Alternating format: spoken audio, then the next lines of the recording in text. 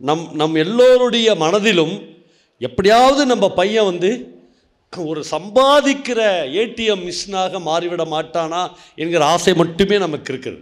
இந்த ஆசை தவறு என்று ஒரு படைப்பாளியாக என்னால் சொல்ல முடியாது.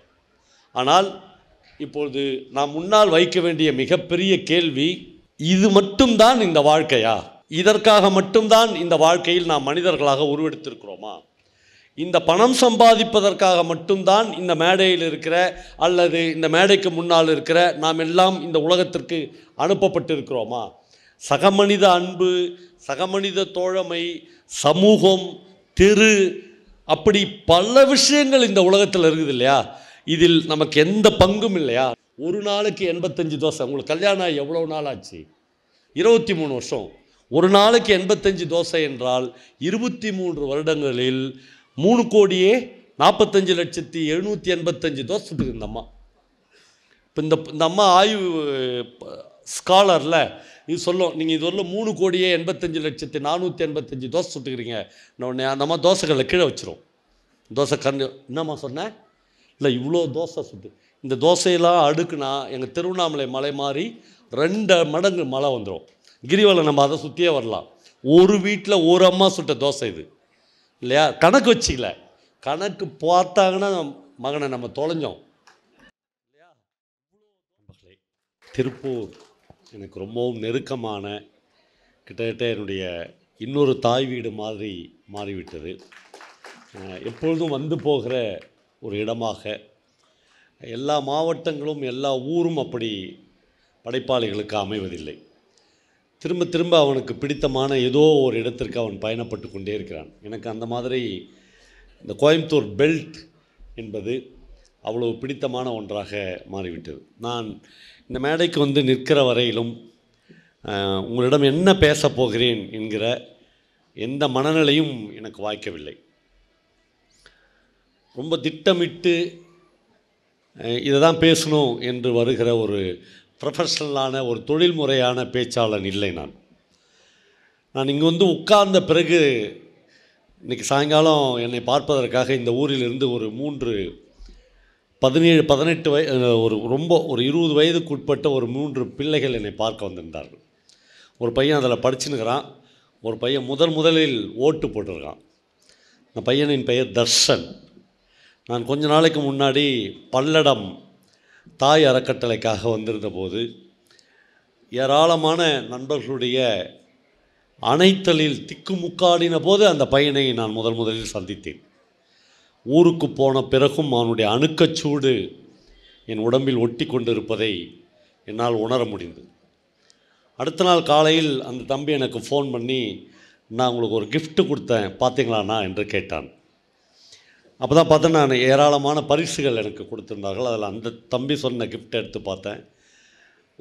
எனக்காகவே அவன் வாங்கின ஒரு சட்டையை பரிசளித்திருந்தான். ஆமாம், இப்போ ஒரு சட்டை இருக்குது, அந்த சட்டையை போட்டு பாருங்கண்ணா உங்களுக்கு கரெக்டாக இருக்குதான்னு சொன்னான். நான் போட்டு பார்த்தேன். ஒரு எழுத்தாளனுக்கு என்னவெல்லாம் கிடைக்கிறது என்கிற பெரிய மகிழ்ச்சியில் நான் அந்த சட்டையை போட்டேன். அதெல்லாம் செய்தியே இல்லை. அதுக்கடுத்து அந்த பையன் சொன்னான், இன்றைக்கி காலையில் 5 மணிக்கு, ஞாயிற்றுக்கிழமை, இன்றைக்கி காலையில் 5 மணிக்கு நான் எழுந்து 11 மணி வரலும் வேலை பார்த்தேன். 11 மணிக்கு உங்களுக்கு சட்டை வாங்குவதற்காக 650 ரூபாயை சம்பாதித்து விட்டேன். ஆனால் வேலையை நிறுத்திட்டு உங்களுக்கு போய் சட்டை வாங்கி நேராக வந்தேன் என்று சொன்னான். ரொம்ப மனம் கலங்கி போய் அந்த பையனை என்ன வேலை பார்த்தேன் என்று கேட்டேன். அந்த தம்பி சொன்னால், கிட்டத்தட்ட ஒரு 20-25 வீடுகளுக்கு மட்டன் எடுத்துகிட்டு போய் கொடுத்துட்டு வந்தேன். ஒவ்வொரு வீட்டுக்கும் இவ்வளோ காசு கொடுத்தாங்க, அந்த காசில் உங்களுக்கு ஒரு சட்டை வாங்கின்னு வந்தேன் என்று சொன்னான். அந்த தம்பி இவ்வளோ வீடுகளுக்கும் மட்டன் வாங்கின்னு போயிட்டு தான் வீட்டுக்கு ஒரு 1/2 கிலோ மட்டன் வாங்கின்னு போகலை. தனக்கு பிடித்த ஒரு எழுத்தாளனுக்கு ஒரு சட்டை வாங்கி கொடுக்க வேண்டும் என்று அந்த பையன் இன்றைக்கு என்னை பார்த்தபோது ரொம்ப கதி கலங்கி விட்டேன்.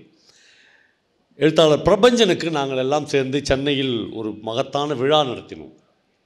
அது விழா இல்லை, அவர் ரொம்ப கஷ்டப்படுகிறார் என்பதற்காக ஒரு 10 லட்சம் ரூபாயை கலெக்ட் பண்ணி அவருக்கு கொடுக்க வேண்டும் என்று நாங்கள் விரும்பினோம். அப்போ 12 லட்சம் ரூபாயாக கலெக்ட் ஆனது. அதை பிரபஞ்சனுக்கு கொடுத்தபோது அவர் அதை பெற்றுக்கொண்டு ஒரு வார்த்தை பேசினார். தமிழ் சமூகம் 3 வேளை இல்லை 2 வேளை உணவை எனக்கு உத்தரவாதப்படுத்தியிருந்தால் நான் இன்னும் சில 1000 பக்கங்களை எழுதியிருப்பேன் என்று சொன்னார். காலகாலமாக நாம் கலைஞர்களை, எழுத்தாளர்களை, உன்னதமான அறிவுஜீவிகளை பட்டினி போட்டிருக்கிறோம். காலம் காலமாக அவர்களை வறுமையில் வைத்திருக்கிறோம். ஆனால் தர்ஷன் மாதிரியான ஒரு சின்ன பையனுக்கு அந்த லிஸ்ட்டில் பவாச்சலதுரையும் வைத்து விடக்கூடாது என்பதற்காக ஒரு நல்ல சட்டை வாங்கி கொடுத்து விட வேண்டும் என்று தோன்றியிருப்பது தான் இந்த ஜெனரேஷனுடைய மாறுதலுக்கான ஒரு விஷயமாக நான் கருதுகிறேன். அந்த தம்பி இன்றைக்கு என்னுடைய அறையில் வந்து பேசி கொண்டிருந்த போது நம்முடைய பாராளுமன்ற உறுப்பினர் தோழர் சுப்ராயன் அவருடைய மகன் பாரதி என்னுடைய நண்பர், அவரும் அந்த அறையில் இருந்தார். அவருக்கு ஒரே சந்தோஷமாயிடுச்சு. திருப்பூர்லேருந்து 3 பசங்க பவா தோழரை கண்டுபிடிச்சி அவருடைய அறைக்கே வந்துட்டாங்களே என்று அவங்களோட பேச ஆரம்பித்தார். பேசும்போது அந்த பையனை பார்த்து கேட்டார். அந்த பையன் வந்து இவர் வந்து சுப்ராயன் தோழருடைய மகன் அப்படின்னு அறிமுகப்படுத்தினோடனே அவன் ரொம்ப கேஷுவலாக சொன்னான், சார் நான் உங்கள் அப்பாவுக்கு தான் சார் ஓட்டு போட்டேன், முதல் எலெக்ஷன், அதனால் உங்கள் அப்பாவுக்கு தான் ஓட்டு போட்டேன் என்று சொன்னார். கூடயே இந்த தோழர் லெனின் கேட்டார், என்ன சின்னத்துக்கு ஓட்டு போட்டேன்னு கேட்டார். அவனுக்கு தெரியல. நான் இங்கிருந்து தான் என் உரையை ஆரம்பிக்க வேண்டும் என்று கருதுகிறேன். அவனுக்கு தெரியாது என்று எனக்கு தெரியும். ஏனென்றால் எது சிபிஐ, எது சிபிஎம், எது லெஃப்ட் பார்ட்டி, எது ரைட் பார்ட்டி என்கிற செய்தித்தாள்களை கூட படிக்காத கிட்டத்தட்ட 99% மாணவர்களை இன்றைக்கு தமிழ்நாடு பெற்றிருக்கிறது. நியூஸ் பேப்பர் கூட அவங்க படிக்கிறதில்லை. புத்தகங்களை தவிர, வகுப்பறையில் சொல்லிக் கொடுக்கிற புத்தகங்களை தவிர இந்த மாதிரி புத்தக கண்காட்சிகளோ வெளியிலோ வந்து ஒரு புத்தகங்களையும் அவர்களை வாங்குவதற்கு குடும்பங்கள் அனுமதிப்பதில்லை. மார்க்கு குறைஞ்சிரும் தம்பி, நீட் எழுத முடியாது தம்பி, டாக்டர் ஆக முடியாது தம்பி, ஒரு ஜொரன்னு போனால் ஒரு எம்ஆர்ஐ ஸ்கேன் எடுத்துருங்க என்று எழுதி கொடுத்து ஒரு 6000 ரூபாய் இல்லை 2000 ரூபாய் கமிஷன் வாங்க முடியாது தம்பி என்று சொல்லி சொல்லி இந்த மாணவர்களை அனுமதிக்காத ஒரு பணம் சார்ந்த உலகமாக, சமூகமாக நாம் மாறிவிட்டோம். முழுக்க முழுக்க சுயநலம் மிக்கவர்களாக நம்முடைய குழந்தைகளை நாம் மாற்றிவிட்டோம். கிரியேட்டிவிட்டி என்பதை பற்றி இங்கு சமூக நல அலுவலர் பேசும்போது 2 வார்த்தை குறிப்பிட்டார். இந்த கிரியேட்டிவிட்டி என்கிற கல்வியை நம்முடைய குழந்தைகளிலிருந்து பறித்ததில் சமூகத்திற்கு அக்கறை இருக்கிறதோ இல்லையோ, மிக பெருமையான பெற்றோர்களுடைய பேராசை அதில் இருக்கிறது. நான் கொஞ்ச நாளைக்கு முன்னால் ஒரு நண்பர் சொன்ன ஒரு கதையை கேள்விப்பட்டேன். லண்டனில் ஒரு பெரிய பேக்கரியில் வேலை செய்த ஒரு தொழிலாளி அவனுடைய கிராமத்திற்கு போகிறார். Christmas time. ஒரு ஹார்ட் அட்டாக்கில் திடீரென அவன் இறந்து விடுகிறான். அவங்க வீட்டில் சம்பாதித்த ஒரே ஆள் அந்த பேக்கரியில் ரொட்டி கம்பெனியில் வேலை பார்த்த அந்த ஒரே பையன்தான், அந்த தலைவர் தான். அவர் இறந்துடுறார். உடனே அந்த குடும்பம் நிலை தடுமாறி 18-19 வயசில் இருந்து அவங்க பையன்கிட்ட அந்த குடும்பத்தினுடைய தலைவி ஒரு $200 கொடுத்து, அப்பா வேலை செய்த கம்பெனிக்கு நேராக போ, அப்பா இறந்துட்டாரு என்பதை கம்பெனி ஓனருக்கு தெரிஞ்சிருக்கும், நீ போய் கெஞ்சி கூத்தாடி அப்பாவுடைய வேலையை வாங்கி எப்படியாவது அந்த ரொட்டி கம்பெனியில் சேர்ந்து விடு என்று அந்த அம்மா அனுப்பி வைக்கிறார். பையன் ரயிலில் லண்டனுக்கு போகிற போது அவனுக்கு ஒரு எண்ணம் வருகிறது, நாமும் வாழ்நாள் முழுக்க அப்பா மாதிரியே ரொட்டி கம்பெனியில் தான் வேலை பார்க்க வேண்டுமா, நம்ம கையில் தான் $200 இருக்குதில்ல என்று யோசிக்கிறான். அதான் கிரியேட்டிவிட்டி. நேராக அம்மா சொன்னாங்களே அப்படின்னு போய் ரொட்டி கம்பெனியிலேயே வேலை வாங்குவது பழக்கப்படுத்தப்பட்ட ஒரு பையனுக்கான மூளையில் நாம் செலுத்தி வைத்திருக்கிற விஷயமாக இருக்குது. அந்த பையன் கிட்ட போகிற போது அதுக்குள்ளே ரொட்டி கம்பெனியே வந்துடுது. இப்போ அவன் உள்ளே போய் முதலாளியை பார்த்து சொல்கிறான், நான் இவங்களுடைய பையன், ஆமாம் அப்பா இறந்துட்டார். அவன் எல்லாம் சொல்லிட்டு சொல்கிறான், என்கிட்ட $200 இருக்குது, $200க்கு உங்கள் கம்பெனியிலேருந்து ரொட்டியை வாங்க விரும்புகிறேன்னு சொல்கிறான். அஜெண்டா அது கிடையாது, அவன் அப்பா வேலையை வாங்கியிருக்கணும். ஆனால் அவன் சொல்கிறான் $200 என்கிட்ட இருக்குது, நான் ரொட்டி வாங்க விரும்புகிறேன் அப்படின்னு சொல்கிறான். அந்த ஓனர் $200க்கு பதிலாக $300 இந்த பையனுக்கு ரொட்டி கொடுக்குறார். இவன் அந்த ரொட்டியை எடுத்துன்னு போய் ரயில்வே ஸ்டேஷனில் விற்கிறார். ஒரே நாள் இரவில் $400 சம்பாதிக்கிறார். அந்த பையனுக்கு பயங்கர ஆச்சரியமாக, கையில் $200 லாபம் இருக்கிறது. அவன் அடுத்த நாள் $200 வச்சுக்கிட்டு இன்னும் $200 மட்டும் கம்பெனியில் எடுத்துன்னு போய் கொடுத்து $200 ரொட்டி கொடுங்கள் என்று வாங்கி ரொட்டியை விற்க ஆரம்பிக்கிறான். நண்பர்களே, அடுத்த கிறிஸ்மஸ் வர ஆரம்பித்து விட்டது. இப்பொழுது இந்த பையன் சொந்தமாக ஒரு சின்ன ரொட்டி கம்பெனி வைத்திருக்கிறார். அவன் கம்பெனியில் 20-30 பேர் வேலை பார்க்கிறார்கள். கார் வாங்கிவிட்டான். இப்போ காரில் வீட்டுக்கு போகிறான். அம்மா, உனக்கு ஏது காரு என்று கேட்கிறார். அந்த பையன் சொல்கிறான், அம்மா, நான் அப்பா செஞ்ச வேலையை செய்யலை, ரொட்டியை வாங்கி விற்க ஆரம்பித்திருக்கு. அம்மா சொல்கிறா, ரொம்ப தப்பு, நீ மிகப்பெரிய தப்பு பண்ணிட்ட. தயவுசெய்து இந்த கார்லாம் எடுத்துன்னு போய் கம்பெனியில் விட்டுட்டு கம்பெனி ஓனர் காலில் விழுந்து, நான் செஞ்சதெல்லாம் தப்பு, என்னை எப்படியாவது எங்கள் அப்பா வேலையில் சேர்த்துக்குங்க என்று இதெல்லாம் நம்மளுக்கு ஆகாது தம்பி என்று சொல்கிறார். ஒவ்வொரு கிறிஸ்மஸுக்கும் அந்த பையன் வீட்டுக்கு வருகிறான். அந்த கதையை எழுதுகிற அந்த கதாசிரியர் இப்படி தொடங்குகிறார். இப்பொழுது அந்த பையன் வீட்டுக்கு வரும்போது லண்டன் ஜனாதிபதி தேர்தலுக்கு மனு போட்டு விட்டு வருகிறான். அவனிடம் 20,000 பேர் வேலை பார்க்கிறார்கள். அப்பா வேலை செய்த அந்த ரொட்டி கம்பெனியை அவன் பர்ச்சேஸ் பண்ணி 2 வருஷம் ஆயிடுச்சு. இது எதுவுமே அம்மாவுக்கு தெரியாது. இப்போ வீட்டுக்கு போய் கொண்டு இருக்கும்போது அந்த பையனுக்கு ஒரு பயம் வருகிறது. கிறிஸ்மஸுக்கு அம்மாவுக்கு ட்ரெஸ் எல்லாம் வாங்கி கொண்டு போகிறோம். அம்மா என்ன சொல்ல போகிறாள்? இதெல்லாம் தப்பு, 2000 பேரை வேலையை விட்டு நிறுத்து, அப்பா கம்பெனியிலே போய் ரொட்டி சுடுறவனாக மாறு. இந்த ரொட்டி சுடுறவனாய் மாற்றுவதற்கான ஒரு வேலையைத்தான் தொடர்ந்து கல்வி என்கிற இந்திய கல்வி முறை செய்து கொண்டே இருக்கிறது. அபூர்வங்களை இந்த கல்வி முறை அனுமதிப்பதே இல்லை. பக்கத்தில் ஊட்டியில் நித்திய சைதன்ய யதி என்று ஒரு மிகப்பெரிய துறவி இருந்தார். இப்பொழுதும் அவருடைய ஆசிரமங்கள் எல்லாம் இருக்கிறது. அவர் கிட்டத்தட்ட 10-12 உலகத்தில் உள்ள பல்கலைக்கழகங்களுக்கு விசிட்டிங் ப்ரொஃபஸராக வேலை பார்த்தார்.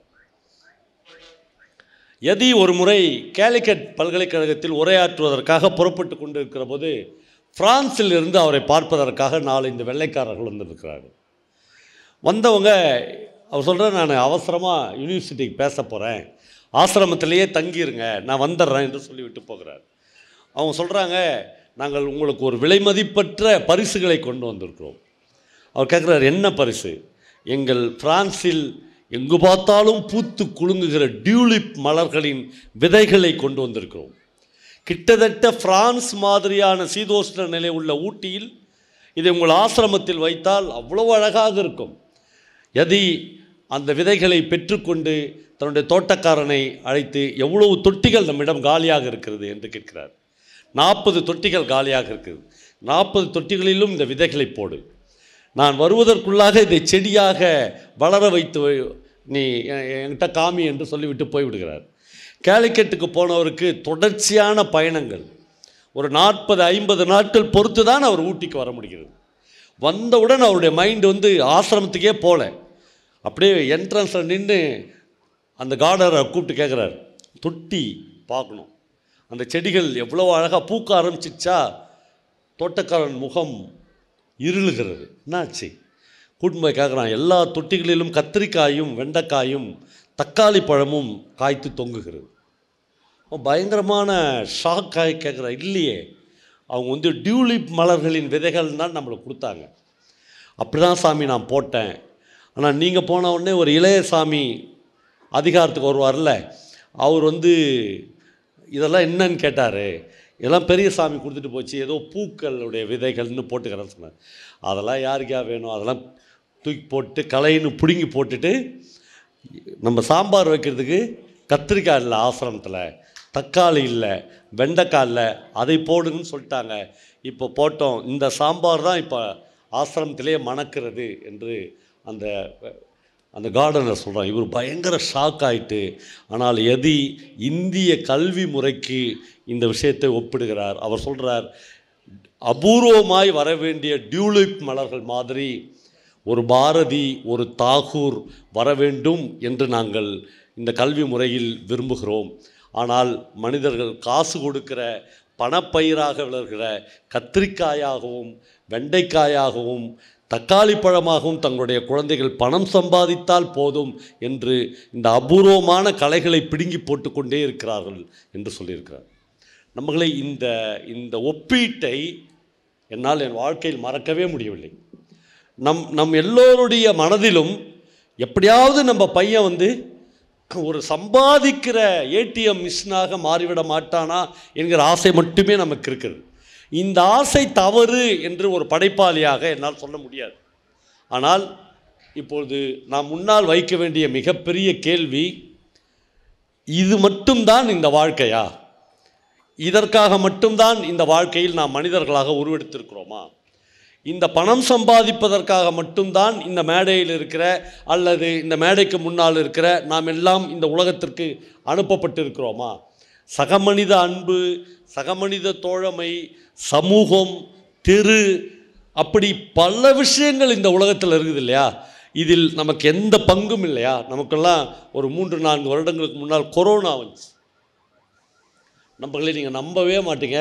நான் திருவண்ணாமலையில் இங்கே வந்திருக்கிற நண்பர்கள் பல பேருக்கு எங்கள் வீட்டுக்கு வந்தவங்களுக்கு தெரியும். சாரோன் அப்படின்னு ஒரு ஏரியாவில் நான் குடும்பம் இருக்கேன். எங்கள் ஏரியாவில் நிறைய டீச்சர்ஸ் இருக்காங்க.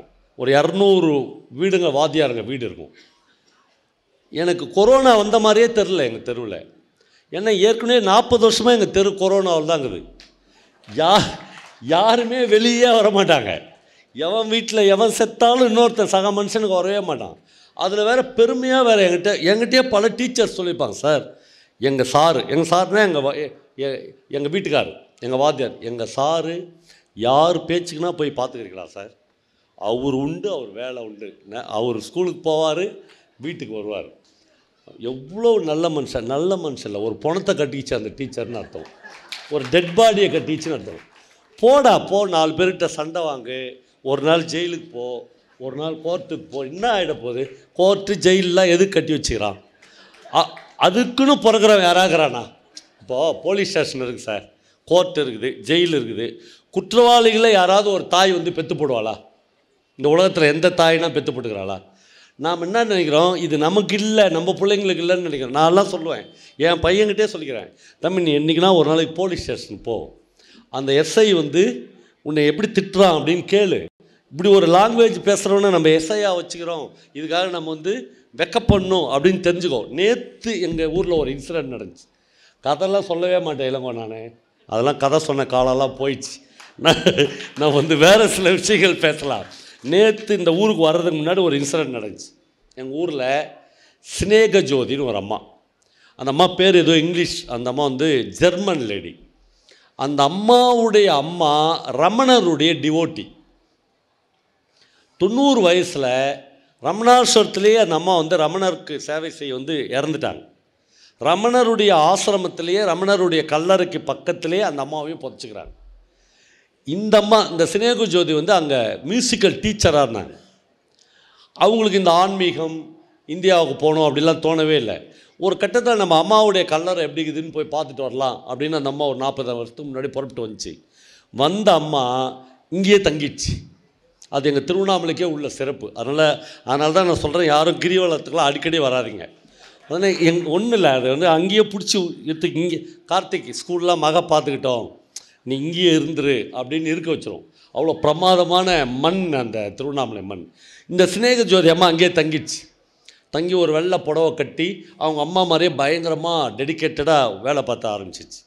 ரமணாசிரமத்துலேருந்து அந்த அம்மாவுக்கு ஒரு பங்களாவே கொடுத்துட்டாங்க. ஏன்னா ரமணருடைய டிவோட்டி இவங்க அம்மா. ஜெர்மனிலேருந்து அந்த அம்மா பெரிய ராஜாத்தி மாதிரி வச்சுருந்தாங்க, ஒரு இளவரசி மாதிரி அந்த அம்மா இருக்கணும்னு நினச்சி. ஒரு கட்டத்தில் அந்த அம்மாவுக்கு ஒரு குற்ற உணர்வு வந்துச்சு. நம்ம ஒன்றுமே செய்யலை, நம்ம அம்மா ஏதோ டிவோட்டியாக இருந்தாங்கன்னு நம்மளை ரமணாசிரமம் இப்படி பார்த்துக்குதுன்னு சொல்லிட்டு அந்த ஆசிரமத்துலேருந்து வெளியே வந்துட்டாங்க. வெளியே அவங்களே ஒரு வாடகைக்கு வீடு. அந்த அம்மாவுக்கு ஜெர்மன் கவர்மெண்ட்டில் மாதமான 1 லட்ச ரூபா பென்ஷன் அனுப்புகிறாங்க. நம்ம இப்போ தமிழ்நாடு கவர்மெண்ட்லாம் பென்ஷன் முறையெல்லாம் ரத்து பண்ணிட்டாங்கல்ல, ஆனால் ஜெர்மன் கவர்மெண்ட்டு எப்பயோ மியூசிக் டீச்சராக அந்த ஸ்னேக ஜோதி அம்மாவுக்கு இந்தியாவுக்கு மாதம் 1 லட்ச ரூபா அனுப்புகிறாங்க. 1 லட்ச ரூபா நம்மளுக்கு வருது. ஏன்னா நம்ம இப்போ அந்த அம்மாவுக்கு 92 வயசு. தன்னுடைய 82வது வயசில் 10 வருஷத்துக்கு முன்னாடி அனிஃபா அப்படின்னு ஒரு பையனை அவங்க தத்து எடுத்துக்கினாங்க.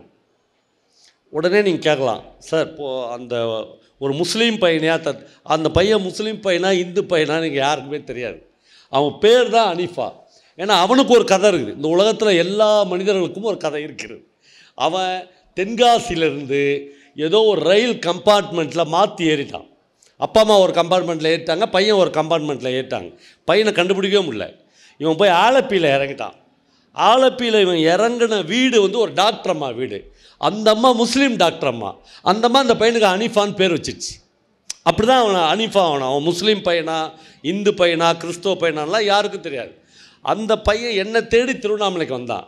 அந்த அம்மா வந்து அந்த பையனை அடாப்ட் பண்ணிக்கிச்சு. இது உயிரெலாம் எழுதி வச்சுக்குது.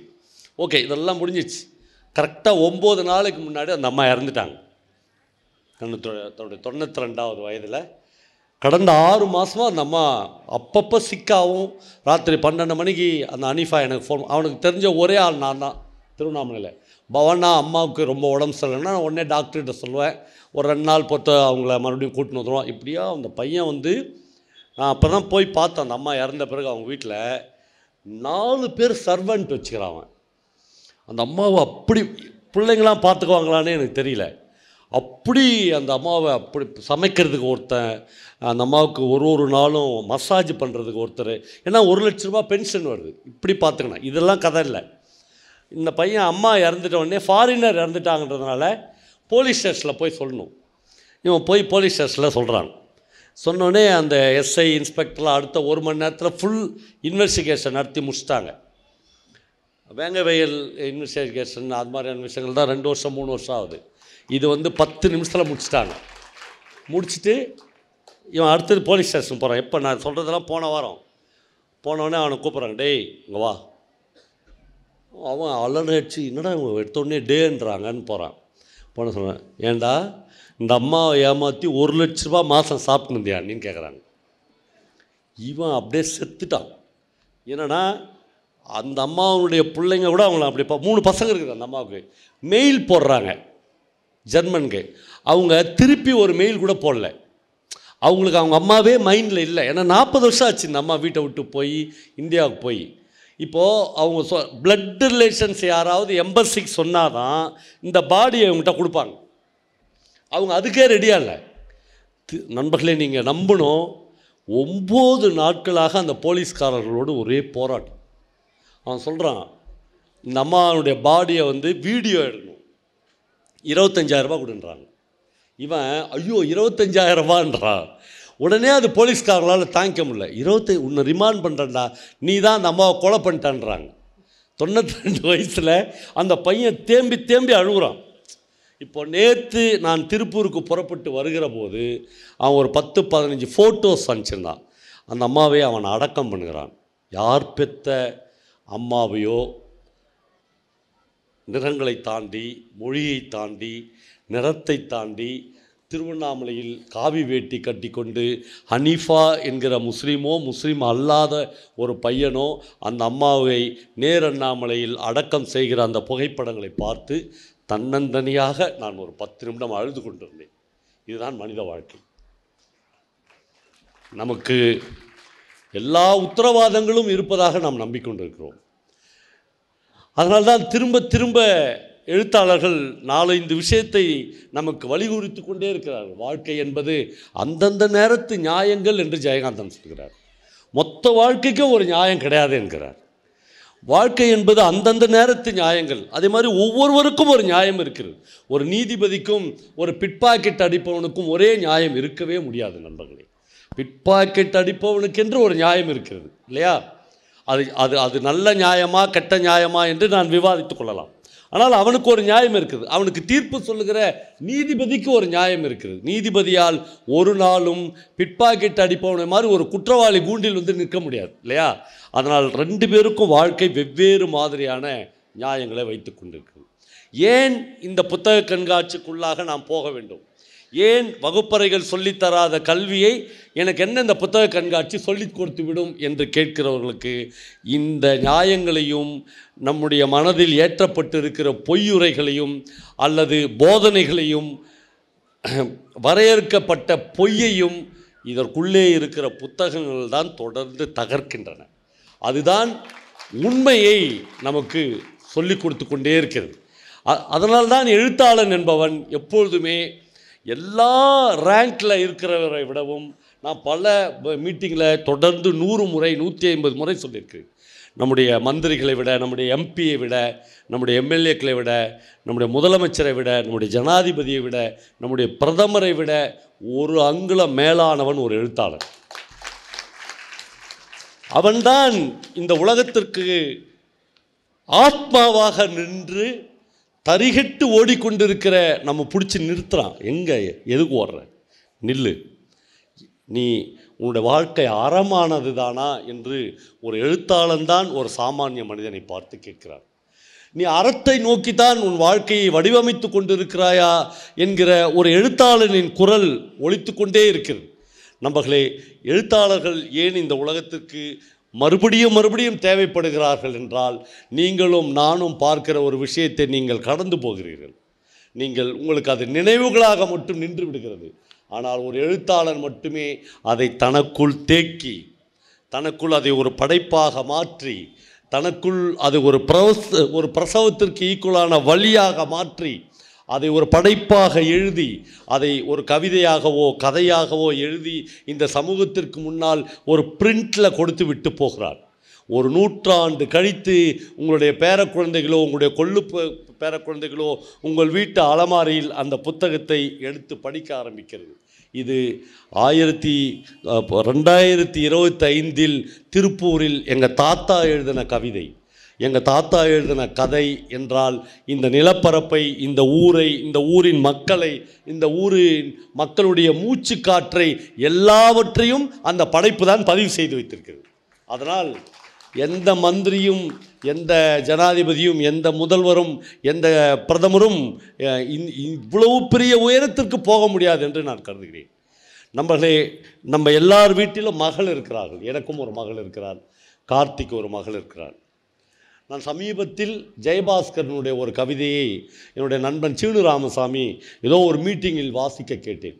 மறுபடியும் நான் அதை ரிவைன் பண்ணி கேட்டுக்கொண்டே இருந்தேன். அந்த கவிதைக்கு மகள் இருந்த வீடு என்று அவன் தலைப்பு கொடுத்திருக்கிறான்.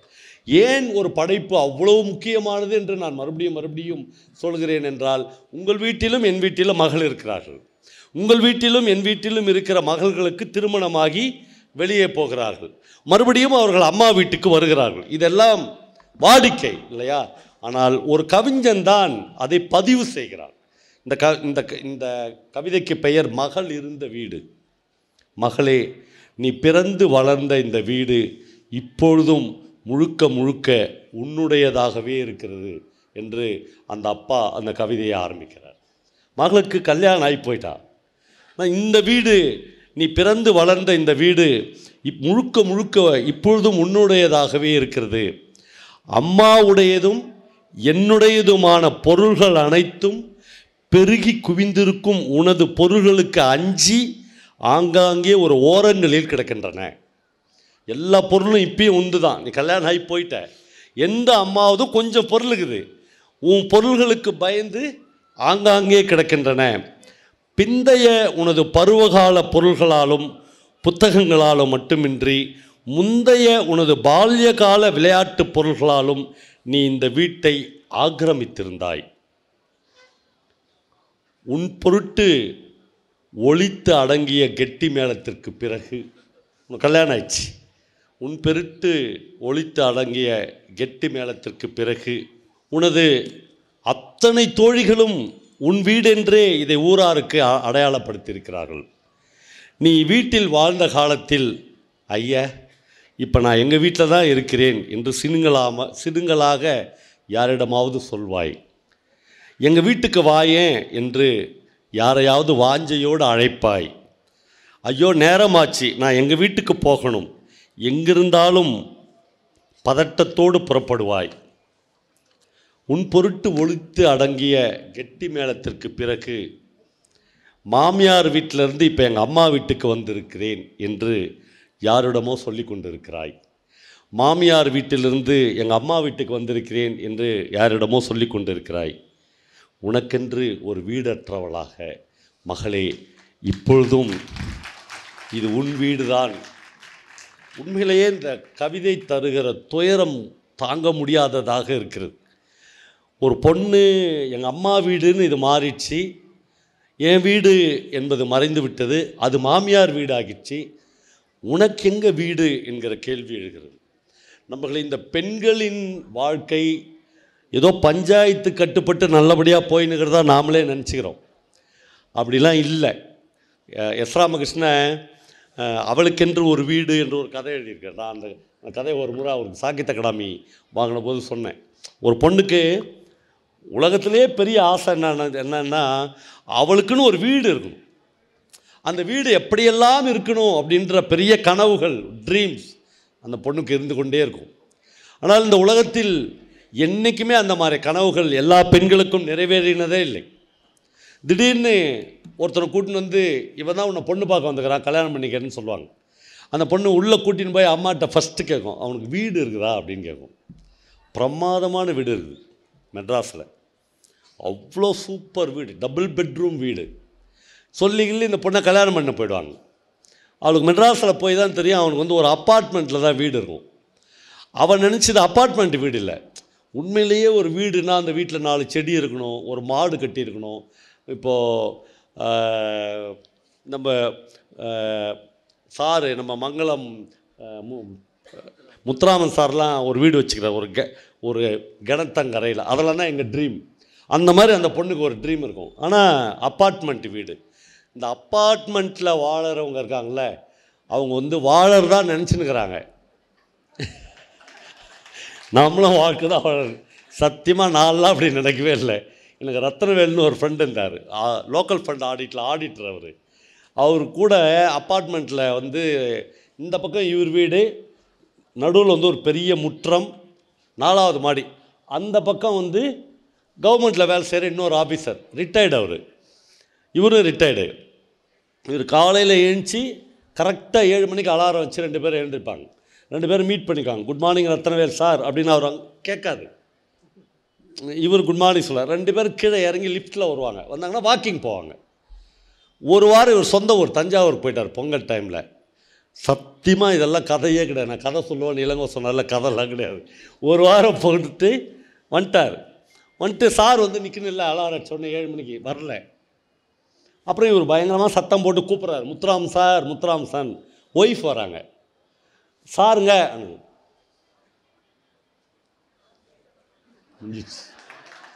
என்னங்கன்னு கேட்குறாங்க. இல்லைங்கன்றாங்க. எங்கங்க? மேலே போயிட்டார். மனித வாழ்க்கையை அவ்வளோதானாங்க. 58 வருஷம் 60 வருஷம் கவர்மெண்ட்டில் வேலை பார்த்துக்கிறாரு அந்த ஆள். எவ்வளோ மனிதர்களோட உறவோடு வந்துருக்கணும், எவ்வளோ மனிதர்களுக்கு இவர் ஹெல்ப் பண்ணியிருக்கணும், இவருக்கு எவ்வளோ மனிதர்கள் இவர் வாழ்க்கையில் பூந்து போயிருக்கணும். ஒரு பொங்கல் லீவில் ஒருத்தன் போயிட்டு வந்து எங்கேன்னு கேட்டால் இல்லைன்றாங்க, மேலே போயிட்டாங்கன்றாங்க. ஒரு ஆம்புலன்ஸுக்கு ஃபோன் பண்ணி அந்த அம்மா எங்கள் வீட்டுக்காரர் செத்துட்டாங்க தூக்கின்னு போயிடுங்கன்னா முடிஞ்சிச்சா லைஃபு? உண்மையிலேயே மனித வாழ்க்கை என்பது இவ்வளவு பயமுறுத்துவதாக நாம் நினச்சிருக்கிறோம். நம்ம செத்துட்டா நம்மளை தாங்கிக்கிறதுக்கு அன்றைக்கி மட்டும் மாலை எடுத்துன்னு வர்றதுக்கு அவ்வளோ பேர் வருவான். ஆனால் அதுவரையிலும் தாங்கிறதுக்கு ரொம்ப ஒரு தனிமையான வாழ்க்கையில் மனிதன் திரும்ப திரும்ப வந்து கொண்டே இருக்கிறான். அந்த நான் விட்டம் பாருங்கள் எஸ் ராமகிருஷ்ணன் கதை. அந்த பொண்ணுக்கு வந்து செக்ரட்டேரியட்டில் வேலை கிடச்சிடும். ஒரு ஸ்கூட்டி எடுத்துக்கின்னு அந்த பொண்ணு டெய்லி செக்ரட்டேரியட்டுக்கு வேலை போகும். நம்மளே இங்கே நிறைய பெண்கள் இருக்கிறீங்க. இப்போது இந்த பீரியடில் நான் எந்த கல்லூரிக்கு போனாலும் கேட்குற முதல் கேள்வி, எவ்வளோ பேருக்கு 2 வீலர் ஓட்ட தெரியும்னு கேட்பேன். கிட்டத்தட்ட 100 பெண்களை நான் கேட்டேன்னா 90 பெண்கள் கை தூக்குறாங்க. நான் சொல்லுவேன், மதியானம் லஞ்சுக்கு போகும்போது உங்கள் அம்மாக்கள்கிட்ட போய், அம்மா உனக்கு 2 வீலர் ஓட்ட தெரியுமா, இல்லை உனக்கு சைக்கிள் ஓட்ட தெரியுமான்னு கேளு அப்படின்வேன். ஒரு 50% பெண்களுக்கு சைக்கிள் ஓட்ட தெரிஞ்சிருக்கும், 2 வீலர். ஏன்னா இப்போ காலேஜில் படிக்கிற பொண்ணுக்கு 21 வயசு தான், அவங்க அம்மாக்களுக்கு 38 39 வயசு தான். கண்டிப்பாக அவங்களில் பாதி பேருக்கு 2 வீலர் ஓட்ட தெரியும். அன்றைக்கி நைட்டு அந்த அம்மா அவங்க பாட்டிக்கிட்ட கேட்கட்டும், அவங்க அம்மாச்சிக்கிட்ட யாருக்குமே தெரியாது. அப்போது இந்த 2-3 ஜென்ரேஷனில் 99% பெண்கள் 2 வீலர் ஓட்டுவதற்கு வந்திருக்கிறார்கள்.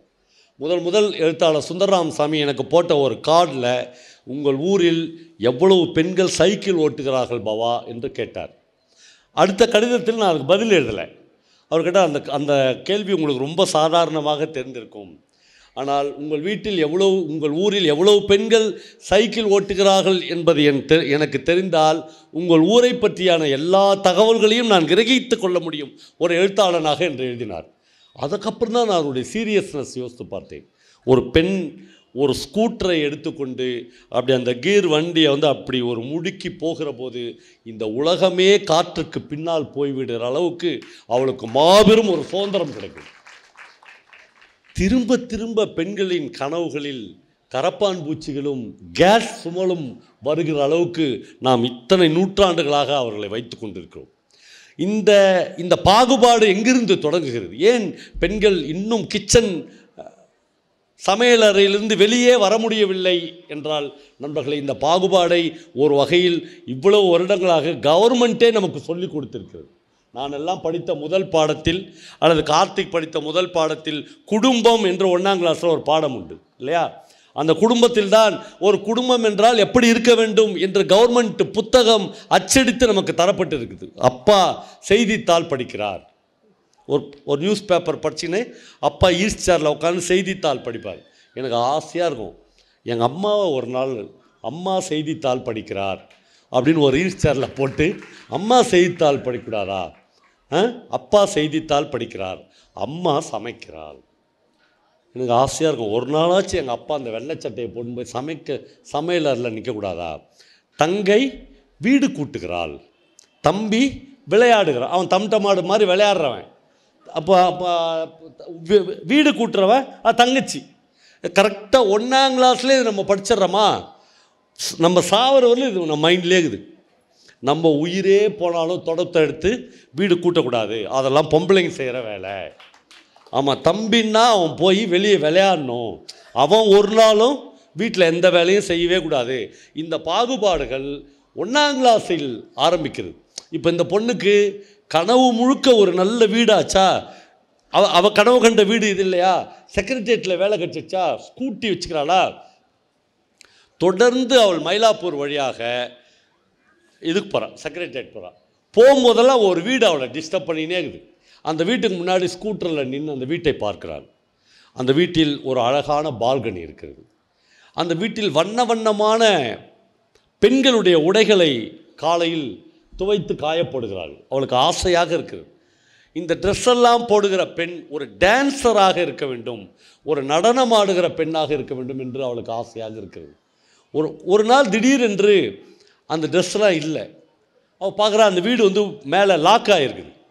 ஸ்கூட்டரை நிறுத்தி விட்டு அந்த வீட்டுக்கு போகிறாள். போய் இந்த வீட்டுக்கு நான் வாடகைக்கு வரணும்னு கேட்குறா.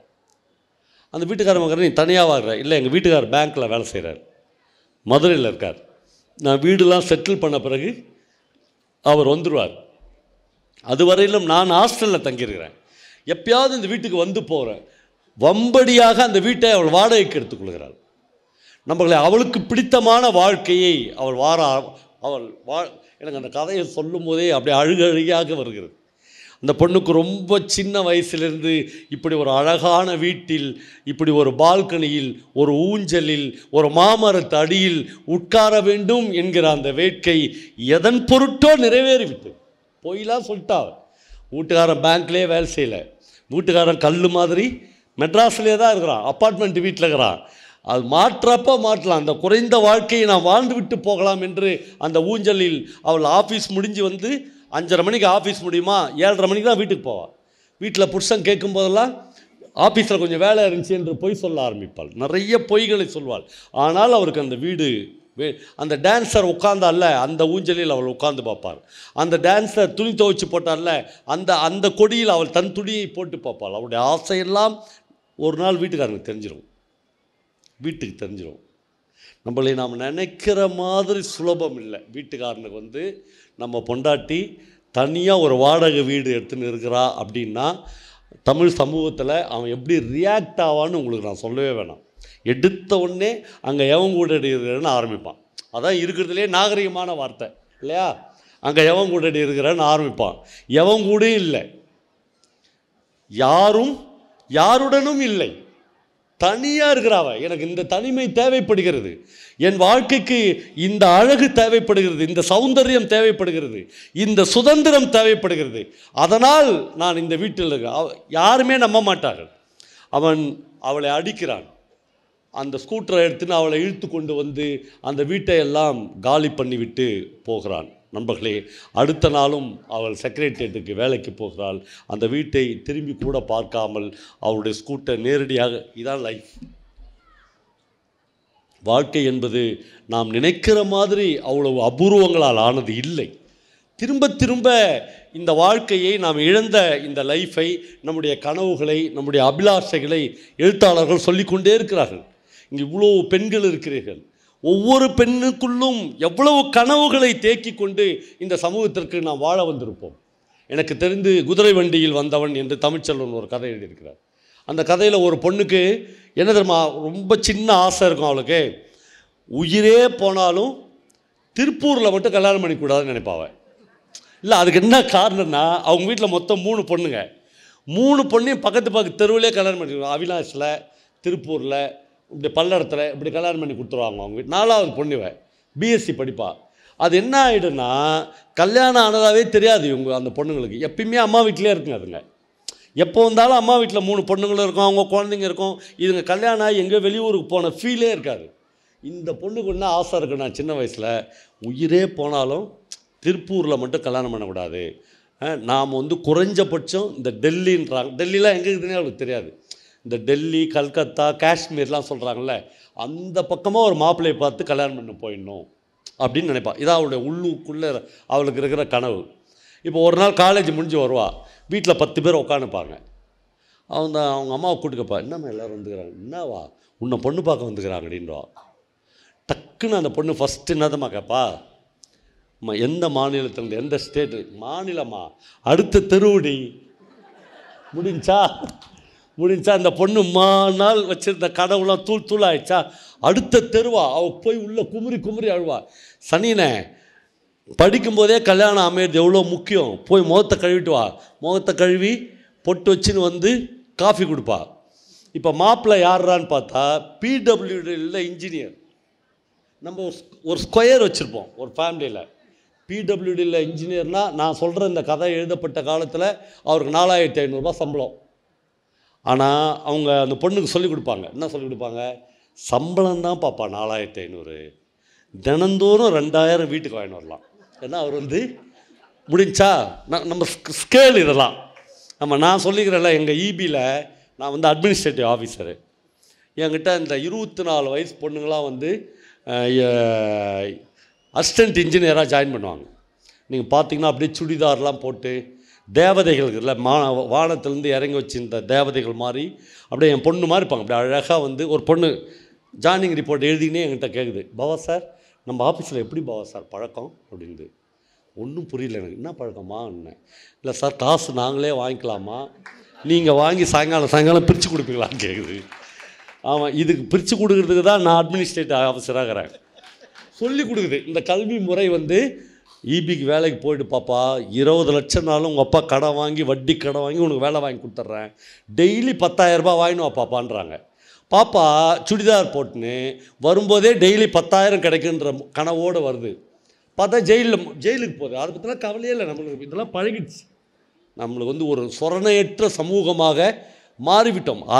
என்ன சார் ஜெயிலுக்கு போயிட்டு வந்து கூட நல்லா இருக்கட்டுமே சார், அந்த மனநிலைக்கு நம்ம போயிட்டோம். இந்த பொண்ணுக்கு சொல்கிறாங்க, நீ வந்து பிடபிள்யூல இன்ஜினியரு, மாதம் 4500 சம்பளம், அது கவலை இல்லை, டெய்லி 2000 முடிஞ்சிச்சா. டக்குன்னு ஒரு நாள் இவன் வந்து ஃப்ளைட்டில் வருவான் மாப்பிள்ளைன்னு நினச்சிருந்தாலும் குதிரை வண்டியில் வந்துக்கிறான். அவன் குதிரை வண்டியில் வந்து கல்யாணம் முடிஞ்சிடுச்சு. கல்யாணம் முடிஞ்சோடனே தனி கொடுத்தனம் போயிட்டாங்க. அந்த பொண்ணு பேர் வசந்தி. அவளுக்கு அப்படியே குமுறி வருது அழுகை. இது யார்கிட்ட போய் சொல்கிறது? இந்த கிட்டத்தட்ட இது ஒரு வகையான கொலை. இது அந்த பொண்ணினுடைய மன உணர்வுகளை கம்ப்ளீட்டாக அந்த அப்பாவும் அம்மாவும் சொந்தக்காரங்களும் சேர்ந்து கொலை பண்ணிட்டாங்க. தெரியவே இல்லை. அப்படி பார்த்திங்கன்னா இந்த மாப்பிள்ளைக்கு கொஞ்சம் தொப்பை விழுந்துடும். பார்த்திங்கன்னா கல்யாணம் ஆகி ஒரு வருஷத்தில். அப்படின்னா என்ன அர்த்தம்னா, நல்ல வாழ்க்கை நடத்தினுங்கிறான்னு அர்த்தம். ஆமாம், கொஞ்சம் தொப்பெல்லாம் விழுந்து அப்படியே பர்ஃபெக்டாக இருப்பான். பர்ஃபெக்டாக நம்ம வாழ்க்கையை நடத்துகிறோமா அப்படின்றதுக்கு 2 அடையாளங்குது தமிழ்நாட்டில். ஒன்று, சாப்பிட்டுட்ட பிறகு ஒரு டம்ளர் பால் சாப்பிடுவான், நைட்டில் 2 பழம் சாப்பிடுவான். அப்படின்னா என்ன அர்த்தம்னா, இந்த வாழ்க்கையை நிறைவாக வாழலாம், இதுக்கு மேலே வாழறதுக்கு ஒன்றுமே இல்லைன்னு அர்த்தம். இப்போ இந்த மாப்பிள்ளை டெய்லி ஒரு டம்ளர் பால் குடிச்சிட்டு 2 பழம் சாப்பிட்டு ரொம்ப சந்தோஷமாக என் மனைவியை வச்சுனுங்கிறதா அவன் நினச்சிக்குவான். அதான் முக்கியம் ஆச்சா.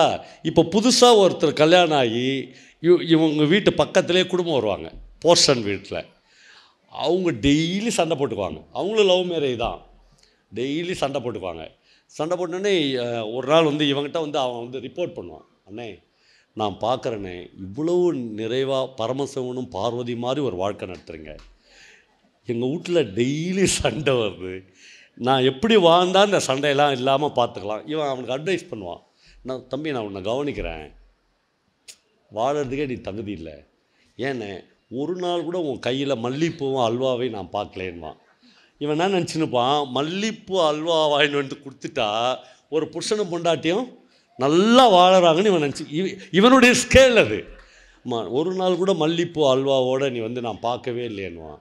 தெரில, நான் எனக்கு வாழ்க்கை எப்படி வாழறதுன்னு தெரில. பாரு, நானும் அண்ணியும் பாரு, என்ன பிரமாதமான ஒரு வாழ்க்கை வாழறோம். உள்ள ஸ்டவ் வெடிக்கும், ஆமாம், கேஸ் வெடிக்கும். இவன் உண்மையிலே ஸ்டவ் வெடிச்சிச்சுன்னு ஆளர் அடிப்பான். அன்றைக்கி தான் அவள் விசும்பி அழுவாள். என்னென்னா, அவளுக்கு என்னென்ன ஆசை இருந்துச்சுன்னு இந்த நாய்க்கு தெரியவே தெரியாது கடைசி வரலும். ஆமாம், அவள் வந்து ஃபஸ்ட்டு நாளே என்ன தெரியுமா நினைப்பா, அவள் பேர் வசந்தி இல்லை. நம்மளை கல்யாணம் பண்ணிக்கிற புருஷன் ஒரு நாள் நம்மளை வசந்தின்னு கூப்பிடக்கூடாதுன்னு நினைப்பா. அப்புறம் வசந்தின்னு தானே கூப்பிடணும், பஸ்ஸு அப்படின்னு காதலோடு கூப்பிடணும் அப்படின்னு நினைப்பா. இந்த நாய் கல்யாணம் பண்ண முதல் நாள்லேருந்து வசந்தின்னு செப்பு கொடுத்த மேலே போட்டு உடைக்கிற மாதிரி உடைப்பான். அவள் நினச்சிக்குவா, ஆடா பாவி, எல்லாம் புரிஞ்ச மாதிரி நம்ம நல்ல வாழ்க்கை வாழ்ந்துருக்கிறோன்னு அவங்ககிட்ட போய் இந்த வாழ்க்கை தான் 80% குடும்பங்களை இந்த பஞ்சாயத்து கட்டுப்பட்டு நகர்த்தின் போகுது. இந்த பொம்பளைங்க எகிற ஆரம்பிச்சிட்டாங்கன்னு வச்சுங்க, நம்மளால் தாங்கவே முடியாது. இப்போ ஜி நாகராஜன்னு ஒரு தமிழில் ஒரு முக்கியமான ரைட்டர் இருந்தார். அவர் ஒரு கதையில் அந்த ஒரு ஃபஸ்ட் நைட் நடக்கும். 2 பேரும் காதலிச்சு கல்யாணம் பண்ணிக்கினவங்க. அந்த ஃபஸ்ட் நைட் நடக்கும்போது அவள் பால் பழம்லாம் எடுத்துன்னு அந்த ஃபஸ்ட் நைட்டுக்குள்ளே வருவாள். அவங்க வீட்டுக்காரன் வந்து போய் லைட் ஆஃப் பண்ணிட்டுவான். அவன் அதிலேயே குறியாக இருப்பான். ஆமாம், இவன் வந்து கொஞ்ச நேரம் பேசின்னு இருக்கலாமேன்னு தோணும். இந்த கொஞ்ச நேரம் பேசின்னு இருக்கலாமே, கொஞ்ச நேரம் உன் மடியில் சாஞ்சிக்கலாமே, கொஞ்ச நேரம் உன் தோலை பிடிச்சிக்கிறனே, அதெல்லாம் வாய்க்காமலேயே போய்விட்டு அவளுக்கு வந்து அவ்வளோ ஏக்கமாக இருக்கும். அவன் போய் லைட் ஆஃப் பண்ணுன்னு சொல்லிக்கினே இருப்பான். அவள் கேட்பா, லைட் ஆஃப் பண்ணிட்டு இருட்டில் கேட்பா, என்னை ரொம்ப பிடிக்குமா உனக்கு அப்படின்னு கேட்பா. என்ன லூஸ் மாதிரி பேசுகிற, 5 வருஷம் தலையால் தண்ணி குடிச்சு உன்னை கல்யாணம் பண்ணிக்கினேன், என்னை போய் பிடிக்குமான்னு கேட்குற, அப்படியே உயிரை விட சொன்னேன், இப்பயே விட்டுருவேன். அப்படியே பேசினே இருப்பான். போய் லைட் ஆஃப் பண்ணிட்டு வான்னு சொன்னால போய் லைட் ஆஃப் பண்ணோடனே தடால்னு ஒரு சத்தம் கேட்கும். இவன் படுத்துக்கினே என்ன அப்படின்னு கேட்பான். ஒன்றும் இல்லைன்னு அவள். ஆனால் ஒரு இரும்பு சேர் தடுத்து அவள் கீழே விழுந்துருவா. இவனுக்கு வந்து எழுஞ்சி போய் லைட்டை போட்டு தன் ஒய்ஃபுக்கு என்ன ஆச்சு அப்படின்னு பார்க்குற மனநிலையே இருக்காது. இவன் பேசினே இருப்பான். மறுபடியும் வந்து கேட்பான், என்ன ரொம்ப பிடிக்குமா உனக்கு, என்ன அப்படி பேசுகிற, உன் பேரில் உயிரையே வச்சுக்கிறேன், நீ இல்லைனா நான் இல்லை. அவன் ஜி நாகராஜன் சொல்லுகிறார், எல்லா வார்த்தைகளையும் மேல் உதட்டிலிருந்து மட்டுமே அவன் பேசி கொண்டிருந்தான் எழுதுகிறார். ஹார்ட்லேருந்து இல்லை. டைலாக்ஸ் எல்லாமே வசனங்கள். மேல் உதட்டிலிருந்தே அவன் பேசி கொண்டிருந்தான். கொஞ்ச நேரம் பொறுத்து அவனுக்கு புரியும், ஒரு விசும்பல் சத்தம் கேட்கும். என்னடா நம்ம பேசினுக்கிறோம், ஏதோ விசும்பல் சத்தம் கேட்குதுன்னு எழுந்துச்சி போய் லைட்டை போட்டு பார்த்தால் அந்த பெட்டில் இவ்வளோ ரத்தம் துவைந்திருக்கும். அவள் கால் வந்து உடஞ்சி ரத்தம் வந்திருக்கும். அதெல்லாம் கேட்பதற்கு அவனுக்கு தயாராகவே இல்லை. மனம் அவனுக்கு நீ எப்படி இருக்கிற, ஏது இருக்கிற, உன் பேரில் உயிரே வைத்திருக்கிறேன் என்று சொல்வதற்கு தயாராக இல்லை. நாகராஜன் இந்த இன்சிடெண்ட்டை எழுதிவிட்டு சொல்கிறார், தமிழ்நாட்டில் அடி ஆழத்திலிருந்து அல்ல, மேல் உதட்டிலிருந்து வருகிற வார்த்தைகளை வைத்துக்கொண்டு ஒரு பெண்ணோடு 50 வருடம் தாம்பத்தியம் நடத்திவிட முடியும் என்று எழுதுகிறார். நம்பர்களை நாம் எவ்வளவு ஏமாற்றுக்காரர்களாக இருக்கிறோம், நாம் எவ்வளவு கருணையற்றவர்களாக இருக்கிறோம். ஒரு பெண்ணின் உழைப்பை நாம் எவ்வளவு தூரம் அவளுடைய அன்பு என்கிற பெயரால், பிரியம் என்கிற பெயரால் நாம் அபகரிக்கிறவர்களாக இருக்கிறோம் என்பதை எழுத்தாளர்கள் தான் தொடர்ச்சியாக சொல்லிக்கொண்டே இருக்கிறார்கள். அம்பை என்று ஒரு எழுத்தாளரை உங்களுக்கு தெரியும் என்று நினைக்கிறேன். சாகித்ய அகாடமி அவார்ட்லாம் வாங்கினாங்க. இந்த புத்தக கண்காட்சியில் அம்பையினுடைய மொத்த கதைகளும் கிடைக்கின்றன. ஒவ்வொரு பெண்களும் வீட்டில் வாங்கி போய் வைத்து கொண்டு எப்பயாவது அம்பையை எடுத்து படிக்க வேண்டியிருக்கிறது. அம்பையினுடைய கதைகளில் எனக்கு ரொம்ப பிடிச்ச ஒரு கதை இது. ஒரு கூட்டு குடும்பத்தை பற்றி அவர்கள் ஒரு கதை எழுதியிருப்பார்கள். ஒரு கூட்டு குடும்பத்தில் வாழ்கிற ஒரு பொண்ணை பற்றி பிஹெச்டி பண்ணுவதற்காக டெல்லியிலேருந்து ஒரு அம்மா வந்திருக்கும். அந்த அம்மா அந்த வீட்டில் உட்காந்து, ஒரு கூட்டு குடும்பம் அது, கேட்கும், உங்கள் வீட்டில் இன்றைக்கி என்ன டிஃபன்? அந்த பொண்ணு சொல்லும், தோசை. ஒரு நாளைக்கு நீங்கள் எவ்வளவு தோசை போடுவீர்கள்? ஐயா, இதை கேட்கறதுக்காம நீ டெல்லியிலேருந்து வந்தேன்னு கேட்கும் அந்த அம்மா. அப்பாவியா இல்லை, சும்மா சொல்லு அப்படின்னு கேட்குறப்போ, அன்றைக்கி தான் நம்ம முதல் முறையாக எண்ணும் அவங்க வீட்டில் கூட்டு குடும்பம் ஒரு 80-85 தோசை போடுவோம். நான் கொழுந்தனார் இருக்கார், மாமியார் இருக்காங்க, மாமனார் எல்லாம் சேர்ந்து ஒரு 80-85 தோசை. நம்ம டைரியில் எழுதிக்குவோம் 85 தோசை. ஒரு நாளைக்கு 85 தோசை. உங்களுக்கு கல்யாணம் எவ்வளோ நாள் ஆச்சு? 23 வருஷம். ஒரு நாளைக்கு 85 தோசை என்றால் 23 வருடங்களில் 3,45,785 தோசை சுட்டுக்கு இந்த அம்மா. இப்போ இந்த அம்மா ஆய்வு ஸ்காலரில் இது சொல்லும், நீங்கள் இது வரல 3,85,485 தோசை சுட்டுக்கிறீங்க. உடனே அந்த அம்மா தோசைகளில் கீழே வச்சிரும். தோசை கண்டு, என்னம்மா சொன்னேன்? இல்லை, இவ்வளோ தோசை சுட்டு. இந்த தோசையெல்லாம் அடுக்குனா எங்கள் திருவண்ணாமலை மலை மாதிரி 2 மடங்கு மழை வந்துடும். கிரிவலம் நம்ம அதை சுற்றியே வரலாம். ஒரு வீட்டில் ஒரு அம்மா சுட்ட தோசை இது இல்லையா? கணக்கு வச்சிக்கல, கணக்கு பார்த்தாங்கன்னா மகனை நம்ம தொலைஞ்சோம் இல்லையா? இவ்வளோ தோசை ஒரு வீட்டிலேருந்து வந்துருக்குது. இப்போ இந்த பிஹெச்டி படிக்கிற அம்மா கேட்குது, சரிம்மா இவ்வளோ தோசை சுட்டுக்கிறேன், உனக்கு வாழ்க்கையில் ஏதாவது ஒரு ஆசை இருக்குல்ல, ஏதாவது இருக்குல்ல அப்படின்னா அந்த அம்மா அந்த கிச்சனில் இருக்கிற கை காமிக்குது. பார்த்தா திருச்செந்தூர் முருகன் படம் இருக்குது, கடலோரத்தில் முருகன்கிறார். திருச்செந்தூருக்கு போகணுமாம்மா அப்படின்னு கேட்குது. இல்லைம்மா. அப்புறம் கடல் பார்க்கணுமான்னு சொல்லுது. கடல் பார்த்தது இல்லையா?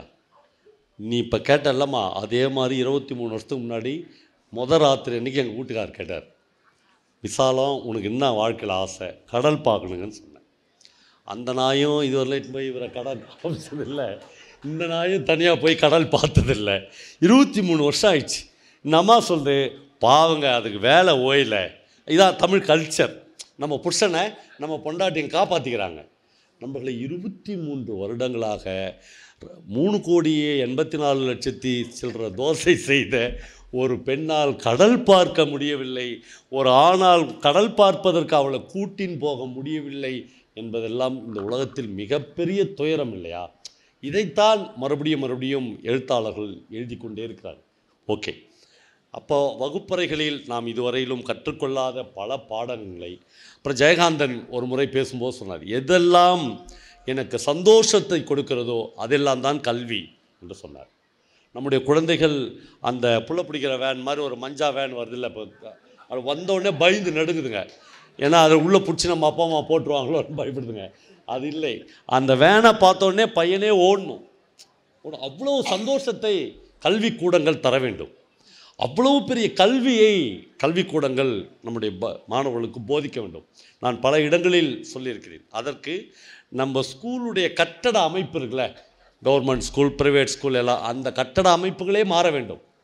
ஏன்னா ஒரு செவ்வக வடிவமான கட்டடத்தில் வாத்தியார் மட்டும்தான் அங்கே இருப்பார். ஸ்டூடெண்ட்ஸ்லாம் எதிரில் உட்காந்துப்பாங்க, 40-50 ஸ்டூடெண்ட்ஸ் எதிரில் உட்காந்துப்பாங்க. அப்போ இவங்க என்ன சொல்கிறாங்களோ அதை மட்டும்தான் ஸ்டூடெண்ட்ஸ் கேட்பாங்க இல்லையா? கல்வி என்பது அது இல்லை. ஒரு வட்ட வடிவமான கட்டடங்கள் வேண்டும் குழந்தைகளுக்கு. அந்த வட்டத்தில் ஏதோ ஒரு இடத்தில் டீச்சருக்கும் ஒரு இடம் இருக்க வேண்டும். அப்படி என்றால் கற்றல் என்பது 2 பக்கமும் நடக்க வேண்டும். குழந்தைகளிடமிருந்து டீச்சர்ஸ் கற்றுக்கொள்ள வேண்டும். எதெல்லாம் நிறைய இந்த சேலத்தில் உள்ள புகழேந்தி ஒரு கவிதை எழுதியிருப்பார். மாணவர்களுக்குள் சண்டை வந்தால் அவர்கள் காய் விட்டு கொள்கிறார், இப்படி கை காமிப்பாங்க இல்லையா? இப்படி போட்டால் காய், இப்படி அழுத்தினா பழம். காய் விட்டு கொள்கிறார்கள், பழம் விட்டு கொள்வதற்கு வசதியாக என்று ஒரு கவிதை எழுதியிருக்கிறார். இதை பசங்கள்கிட்ட டீச்சர்ஸ் கற்றுக்கணும்.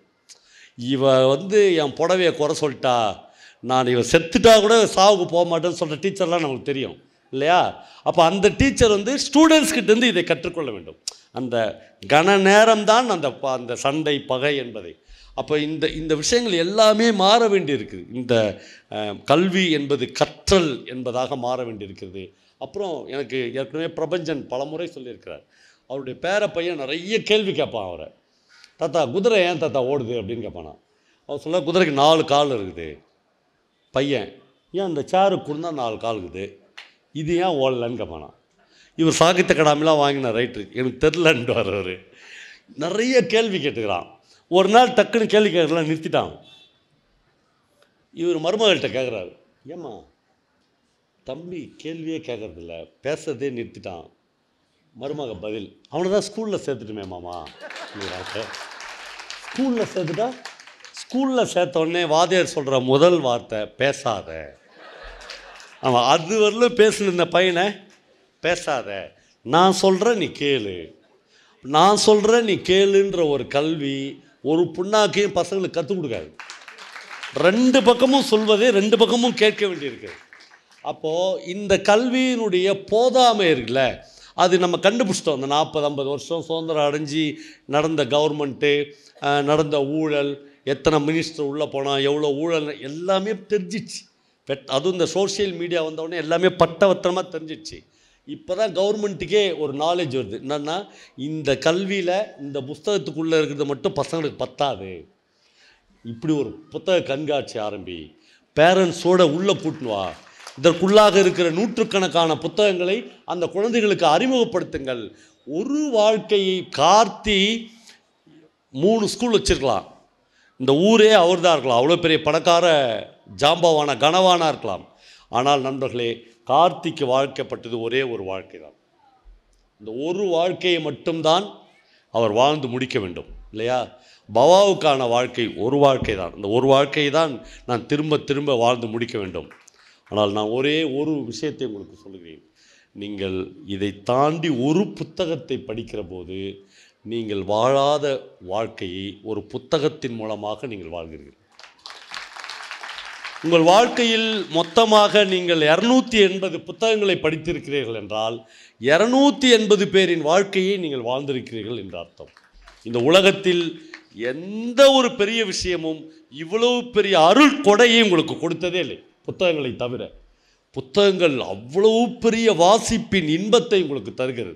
என்கிட்ட நிறைய பேர், சார் உங்கள் கதை கேட்டதே எனக்கு போதும், நான் கையை பிடிச்சிக்குவோம், காலில் கூட விடுறேன், கதை கேட்குறதோடு நிற்காத, நான் என்ன சொல்கிறேனோ அந்த புத்தகத்தை வாங்கி படி. வாசிப்பு என்பது நீங்கள் வாசிக்கிற போது அந்த பொண்ணு வசந்தி நான் தான் என்று நீங்கள் உணர்வீர்கள். அந்த நிமிஷம் புத்தகத்தை மூடி விடுவீர்கள், மூடி கொஞ்ச நேரம் மனம் கசந்து அழுவீர்கள். கதை கேட்கிற போது இது நிகழாது, வாசிப்பின் போது தான் நிகழும். உங்கள் குழந்தைகளை தாராளமாக வாசிக்க விடுங்க, ஒன்றும் ஆகிடாது. சத்தியமாக அந்த பையன் நீட்டில் ஃபெயில் ஆகவே மாட்டான். நாம் அப்படி நினச்சிருக்கிறோம். பெற்றோர்களின் பேராசை புஸ்தகத்தை தவிர மீது எது படித்தாலும் நம்ம பிள்ளை உருப்படாது, இல்லவே இல்லை. உருப்பட்ட எல்லாரையும் நீங்கள் பாருங்கள், ஐஏஎஸ், ஐபிஎஸ், ஐஆர்எஸ் படித்த அவ்வளவு பேரும் புத்தகங்களை சின்ன வயசுலேருந்து படிப்பவர்களாக இருந்திருக்கார்கள். நண்பர்களே, திருப்பூர் என்பது ஒரு தொழில் நகரம். இங்கு எல்லாருடைய கண்களிலும், எல்லாருடைய கைகளிலும், எல்லாருடைய முகங்களிலும் ஒவ்வொரு நிமிடங்களிலும் எவ்வளோ பணம் ஈட்டுவது என்கிற எண்ணங்கள் வந்து கொண்டே இருக்கும். கடைசியாக ஒரு கவிதையை சொல்லி நான் முடிக்கிறேன். வியாபாரிகளே, வியாபாரிகளே, ரோஜாக்களை விற்று அதைவிட உயர்ந்ததாய் என்ன வாங்கப் போகிறீர்கள்? அதுதான் நான் இந்த புத்தக கண்காட்சிக்காக திருவண்ணாமலையிலிருந்து கொண்டு வந்த ஒரே ஒரு வரி. வியாபாரிகளே, வியாபாரிகளே, ரோஜாக்களை விற்று அதைவிட உயர்ந்ததாக என்ன வாங்கப் போகிறீர்கள்? நன்றி.